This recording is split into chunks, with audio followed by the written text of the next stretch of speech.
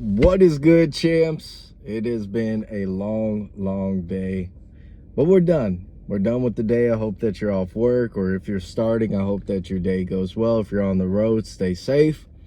But these talks that we've been having here on this channel will be moved to my second channel, and that's going to be Champion Talker. And then after that, there's also a third channel if you want to. All of these are optional. You don't have to subscribe, but they'll be down below. The third channel is going to be called Champion El Dinero. So we're going to be talking about some money over there. And we'll be talking about stocks. And those channels will be uploaded. More so, I'll be uploading quite a bit of your guys' comments on the second channel. But we'll be going back to the more streamlined, more kind of talking points that I've been doing over the past months. We are officially remonetized on YouTube. It took a lot of work, 3 months. You have to wait 3 months, and then you have to reach not only 3,000 hours, you have to reach 4,000 hours. And I've gotten monetized twice on 2 different channels, and then I got demonetized on both. And mainly the other one got demonetized because I really wasn't uploading. I didn't meet the standards. And then here I got demonetized out of nowhere, but I worked and I'm back monetized. But I still love doing content. If anything, demonetization helped me get back on my stuff. But that's not what you clicked on this video for. You clicked on this because should truck drivers just stay single? And you know, I got a comment by Pink. The comment said that, you know, truck drivers, you should just stay single. And that got me thinking.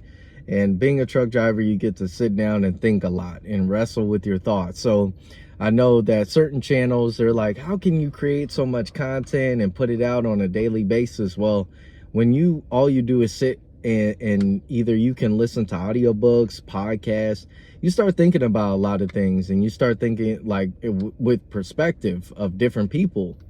If you're sitting at a stop, you could watch a few videos and be like, wow, that's crazy. But truck driving is different from construction, plumbing, electrician, and I'm talking more like the blue collar. You get to go home every day.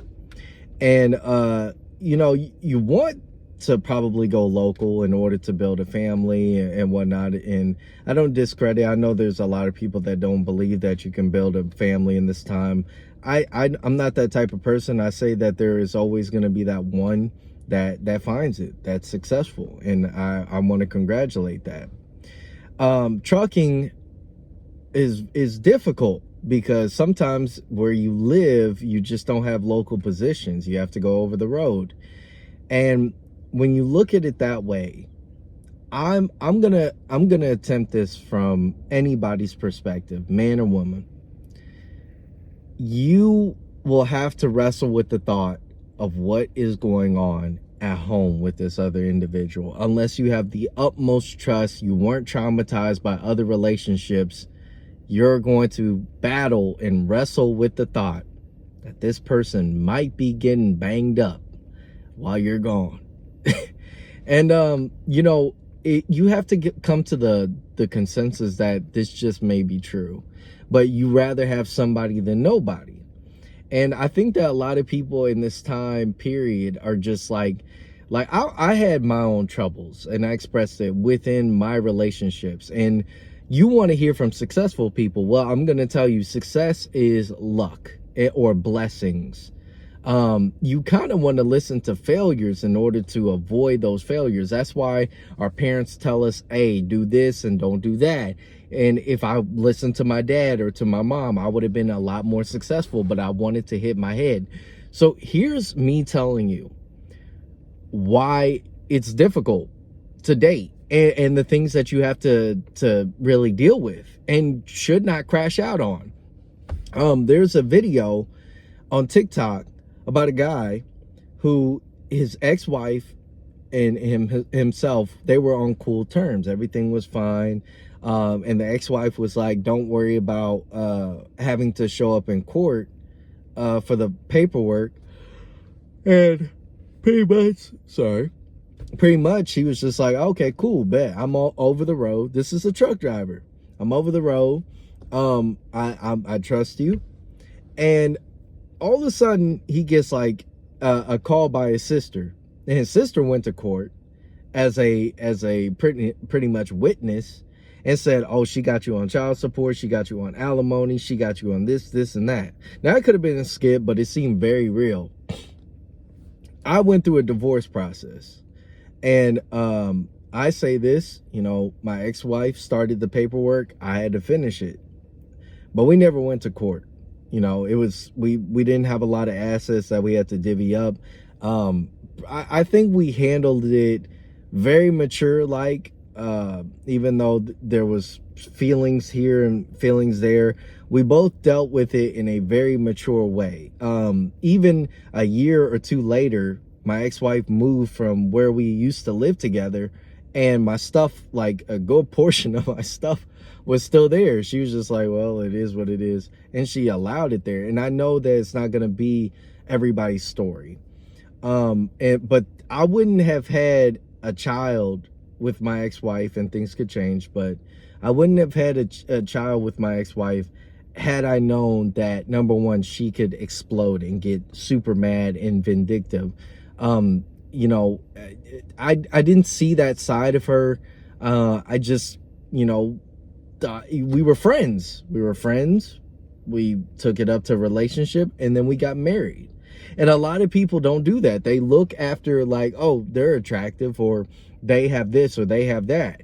And so when you get into that and you stop being friends, and we got into the point where people got to be like Bruce Wayne, men have to be Bruce Wayne, and women have to be like Catwoman, if we want to go to the DC route. Like dark, shadowy figures, not saying too much. And you don't really know. You'll find out that some men have kids, and you're like, what the heck? I didn't even know this. You'll find out that she has a whole entire sugar daddy on the side. So people are starting to get into the realm of being very secretive. Oh, there's a red cardinal. Yeah, that's pretty cool. You don't see that all the time. Oh, that's so cool. Anyway, sorry. I just, sometimes I see birds, I'm like, wow, that's pretty cool. I've been kind of getting into animals. I like watching animals and the environment. Saw this one bird and how they kind of get their significant other by doing a dance, and it's pretty funny. Anyway, so back to the relationship thing, truck driving. Let's bring it all in when it comes down to truck driving. If you're married, I brought that up for a purpose. If you're married, you have to understand, just because you're away from home doesn't mean you still don't take care of home. And how do you do that? Well, number one, if you just now getting into trucking inside of your marriage, you can plan on it possibly failing, because this wasn't how you came into the marriage. Yeah, I mean, like, you have NFL athletes. Just think of yourself like you're not getting paid like an NFL athlete, but think of yourself as an NFL athlete. You're away from home majority of the time, and the time that you're at home, you're probably asking your wife, can you do this? Can you do that? If you don't have a wife that doesn't automatically do it. And a lot of the women that I dated after the fact of my marriage, I didn't have to go here, and some of these dudes, like, I want a submissive woman, I want her to be that. I'm like I had a conversation with my sister. What does she got to submit to? A lot of dudes are broke. A lot of dudes live at home. A lot of dudes can't really, they don't even know how to lead themselves correctly. They can't be disciplined to cut their grass. So let's be honest with that. Women aren't cupcakes and dandelions, but I've seen both sides, and it seems like men are playing victim right now. And it's just like, bro, I'm watching dudes within my own, like, family's lives. I'm like, these dudes are freaking bums, sending chapter long texts. I'm like, bro, just call. Like, what kind of I don't know, maybe I'm out of a generation, but it's kind of sad. I've done my own stupid stuff. I've done my sad stuff too, so I can't sit here and do that. I like to hold everybody accountable. But anyway, when it comes down to wanting this submissive woman, right? And I was talking about, I never asked a woman, could you cook for me? Could you clean? Could you do this? Literally, if a woman likes you enough, they'll ask you what you want to do. I never asked for anything, because I don't know. I don't know. I just didn't look at, maybe because I saw the dynamic of my dad and my mom. My dad had everything covered. And so he would probably ask, hey, could you help pick up this side of something or that? But it wasn't like detrimental, something monumental within your own personal life. So, you know, I was always stunned. Now I would, if the woman says, hey, I want to cook for you, I want to keep this, it's probably because she see value in you and she wants to keep you around. So I had multiple women, different women, they wanted to cook and get up and do this and pick me up from my truck. And you'll find out that, okay, it might be love bombing, it might be genuine, but ultimately, you're just gonna have to take care of your own business and make sure, and don't sit here and be like, oh, I live a hard life, I gotta go and get in the truck, cook the food, this is just the time that we live in, okay? So should you stay single as a truck driver? I think if you can't understand the dynamics have changed and that you want some woman that you're going to come home to and there's going to be a hot cooked meal, no, you're both typically working. If you don't understand the fact that there's a possibility of cheating and you're going to crash out, don't get into a relationship. It's a possibility. If you're cool about it and you're just like, hey, I would like to have an exclusive relationship with you, but I know that honestly, it might not last. And it's sad that, you know, I have women that they're like, well, you should trust. And I'm like, yeah, I'm a little smart. I err on the side of caution. I know I'm a faithful person. I know that I'm gonna stick with you. And this is a thing. A lot of your family members, a lot of the people around you, once you bring a guy, if you're a woman watching this, know that this is a good guy. And I have a daughter, and a lot of people sit around and say, oh, you're a great dad. I remember that on Saturday, we went to this church event and my grandma was there, and my daughter's playing on the bouncy house, and I told her 2 more times, go down the slide in the bouncy house. It was a pretty cool one. And she looked at me, went down 2 more times, and she was like, 1 more time. I said, what did I say? Then the mom of 2 kids came over and she was like, wow, she's great. And I just looked at her. She was like, my kids, it's difficult to get them out of there. I said, well, I don't play. And I don't do a whole lot of whoopings or anything like that. I have a very sharp way of using my mouth, I guess. And I don't have to curse at you. I'm just gonna tell you, what did I say? And I will tell you that either you're gonna ruin everything that you have right now, because I'm gonna go ahead and take everything away. And that's to me is like what I think that's, and I hate to say that, I'm not trying to be me, but it's like, I think that's really what women just want. Like they not a a-hole, but somebody that is just going to stand on something. And if it does, even if she cheats on you, she's gonna see, are you gonna stand on it? Like, or are you just gonna allow it to happen again?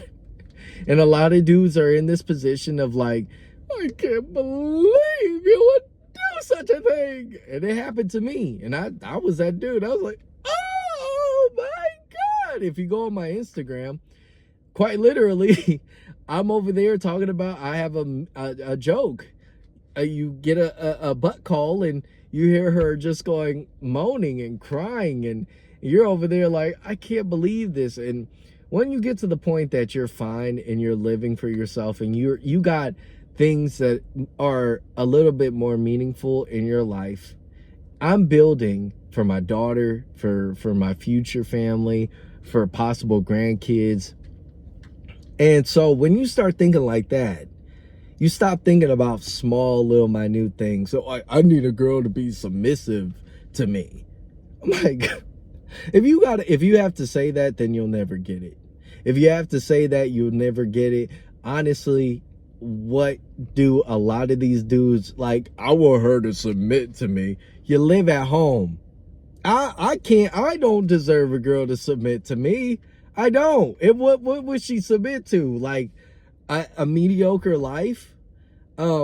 and if I go to Puerto Rico, like my dad showed me what is like. Okay, he had a house, he had a career, he had all these things. So yeah, like he got a bunch of stuff. He got a pretty cool life if you really delve into it.